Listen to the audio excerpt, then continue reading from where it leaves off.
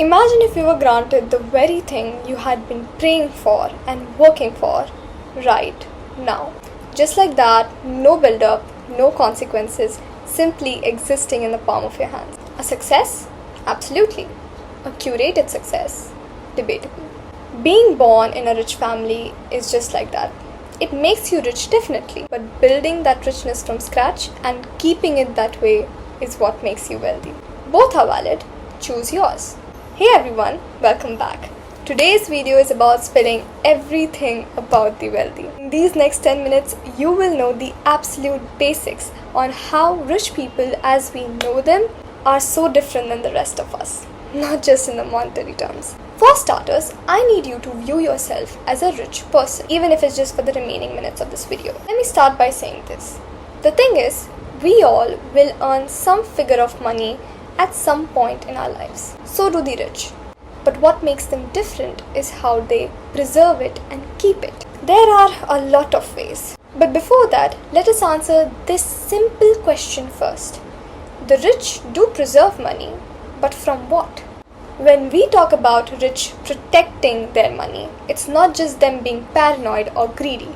It is survival in their own game. The richer you are, the bigger target on your back and the more you have to lose. Lawsuits can pop up from almost anywhere.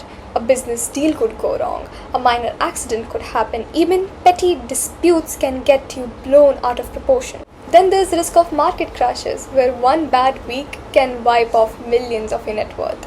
Taxes, fees can quickly drain fortunes if you're not smart enough about the rules. And then we can't even forget the drama. Divorces, inheritance rights, or suddenly needing a massive loan. And then you start to see why the wealthy treat their money like it needs 24/7 security system, because it kind of does. Now, let's come back to knowing how do they exactly preserve it. Let's look over the surface level and the important ways first. Number one on the top always is budgeting. It doesn't even matter how much you earn or how rich you are. Budgeting or even keeping a track of your expenses plays a huge role, even if it just covers the coming month. Figuring out in what way would you spend even the 500 you get is the big first step. You observe it yourself. Wealthy people, wealthy economies have this one simple thing in common. They always have a budget, which analyzes where, when, how, in what amount do they wish to utilize the income and the funds they receive over the certain upcoming period. Here's the thing, us being us, we think of planning as a restrictive measure. Planning or budgeting in this case, in fact, gives an individual the sense of freedom itself. The next and a more technical one is diversification. Before you get all boggled about the term, let's narrow it down first. Diversification equals diversity.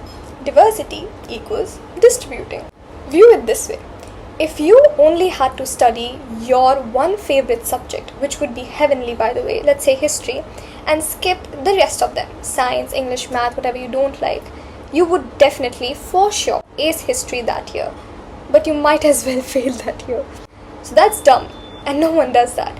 Rather, we as students spread our time and effort across all the subjects, so that even if I mess up one paper, the other subjects can save my grade. This is diversification, and we common people have been doing it all along. Exactly what happens up there with the wealthy people, just at a more broader, more financial level. What they do is that they spread their money across different types of investments or assets. It could be stocks, could be real estate, could be businesses, even different countries, so that they're not relying on just one particular thing.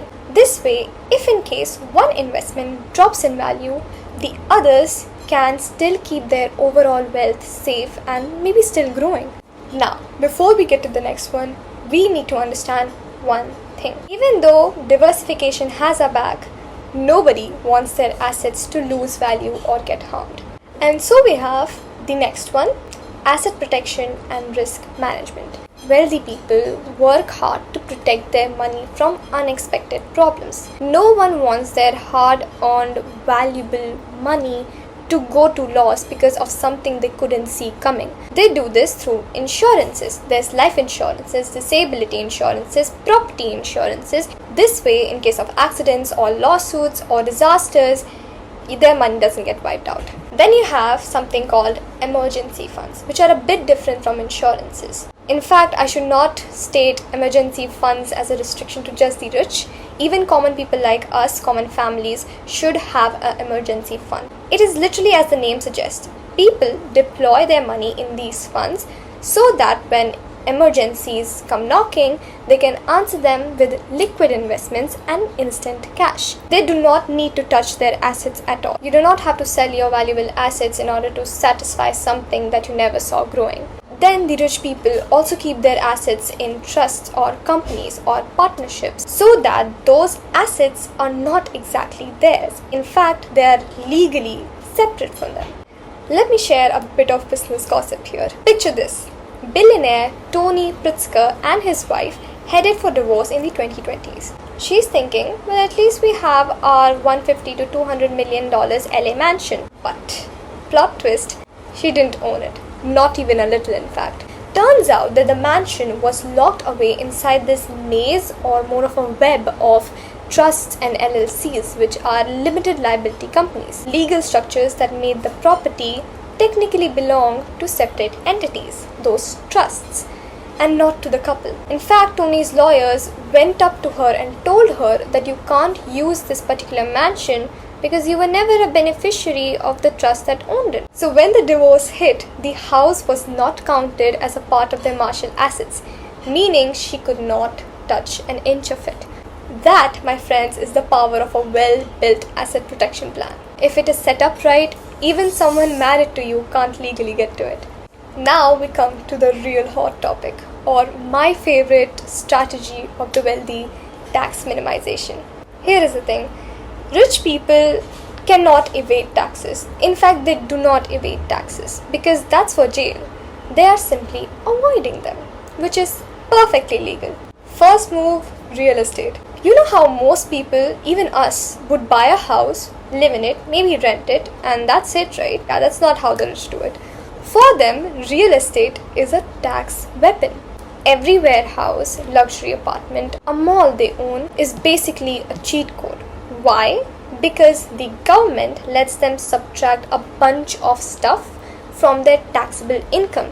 That can be mortgage interest or property taxes or even tiny bills. And here is the biggest scam that is not a scam: depreciation.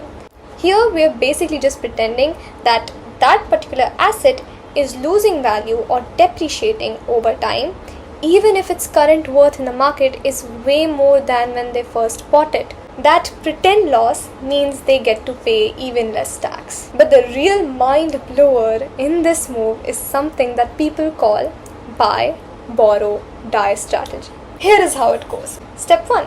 Buy something that will go up in value, i.e. appreciating assets like a building or even stocks. Step 2. Instead of selling it and paying tax on the capital gain, borrow against it.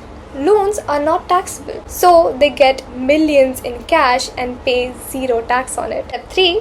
Die. Sounds pretty dark and morbid, but it's not literally like that. It is simply that when the owner passes away, the value of that particular asset resets for the kids and for the future generation. This is called step-up basis. All the capital gains hence vanish. There is no tax bill, there is nothing. It's like literally deleting decades of taxes. And then there is the charity game. You donate, you get a tax break, easy. But the rich don't just donate, they create their own donation centers, trusts, charities, and private foundations. Heard of Tata Trusts? Heard of Bloomberg Family Trust? Yeah. And the craziest part about this is that none of this is a secret. These are not illegal. These are simply smart, calculated, well-processed strategies literally sitting in plain sight. But most people either don't know about them or they think that they are too complicated to understand. We are here to fix that. The wealthy, they pay the right people to make it work, and that is exactly why they stay wealthy as well. This was us unlocking the strategies and the smart ways that we were not aware about, but the rich people actually play with it every single day, literally hidden in plain sight. If you guys found this even a tad bit interesting, definitely share it with people who would want to know about all of this, who would love to hear the business world gossips. Till then, like, share, and subscribe to Fun Me Not, and let's make money make sense.